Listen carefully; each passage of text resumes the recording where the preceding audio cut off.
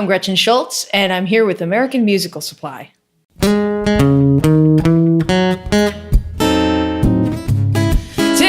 my time on a midsummer afternoon, feeling the sun beating down and forget my shoes. My latest album, Not Afraid to Fall, is basically a culmination of many different experiences I've had over the last 10, 15 years.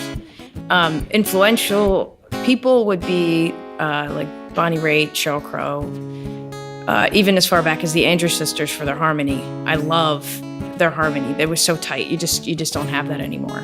My inspiration to pick up a guitar and start writing songs began when I was around 12. My sister Maria had a guitar in the closet when we were kids, and it was a rare commodity in our household. And I used to sneak in there, open the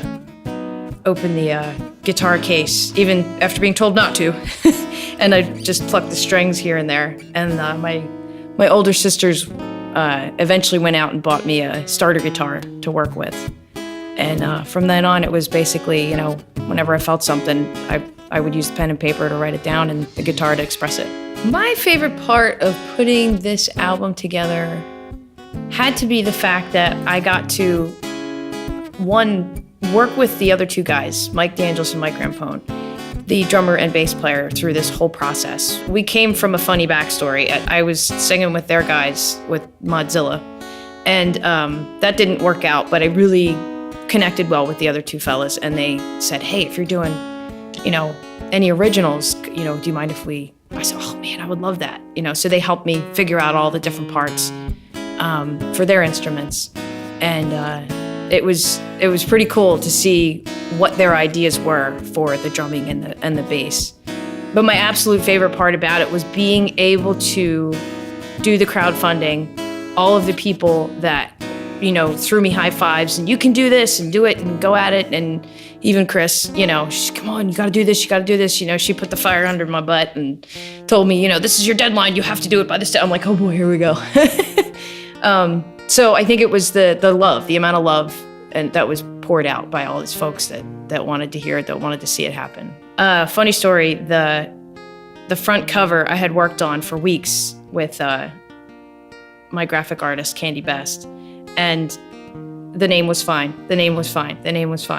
I open the disc, I get it home, and I go, oh my God, my name was spelled wrong. Like we went through this 20 times, how was the name spelled wrong? So it was Shuttles instead of Schultz.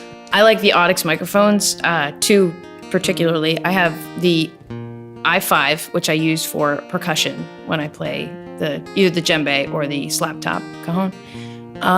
It picks everything up nicely from the top. And then the OM5, which for vocals I like because it has the hypercardioid functionality to it.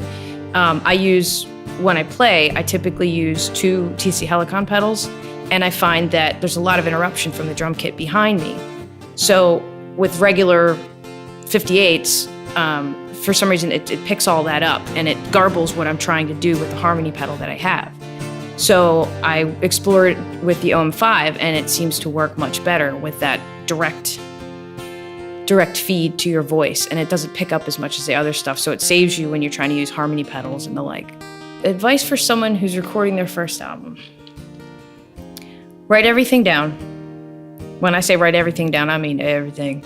From which instruments you're going to use to what microphones you're interested in using. Talk to your engineer if you're using an engineer.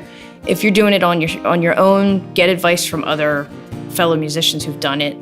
Take your time with it, breathe, make sure you have a pop filter if you don't have one. If there's any stockings laying around, grab that, stick it around a hanger, put it on. You don't want the P's and the B's in there.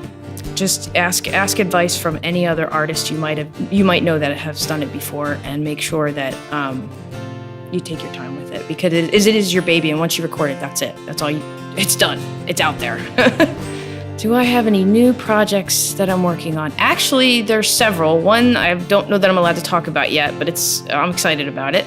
Another is, there's a gentleman named Warren Ori who's part of the Arpeggio Jazz Ensemble. He's commissioned me to do some work for him in Philadelphia coming March 2015. It's a tribute night for singers like the Andrews Sisters and people from that era. I enjoy singing songs from that era as well, and I'm going to get to meet a lot of very tenured jazz musicians for this project, so I'm excited. It's going to start in the next few months. So, my role in Gypsy Fuzz is backing vocalist, and also I do percussion as well for Christine Havrilla. She challenges me at every turn because she'll joke during shows and say, Gretchen has no idea what song's next, and she's not kidding. I don't know what she's gonna play next. She definitely keeps me on my toes that way. That and the fact that she knows so many musicians. She's more extroverted than I am, so it's easier for her to, get to know new folks and stuff. So I've been pretty lucky. I've gotten to meet a lot of other artists through working with her. That's far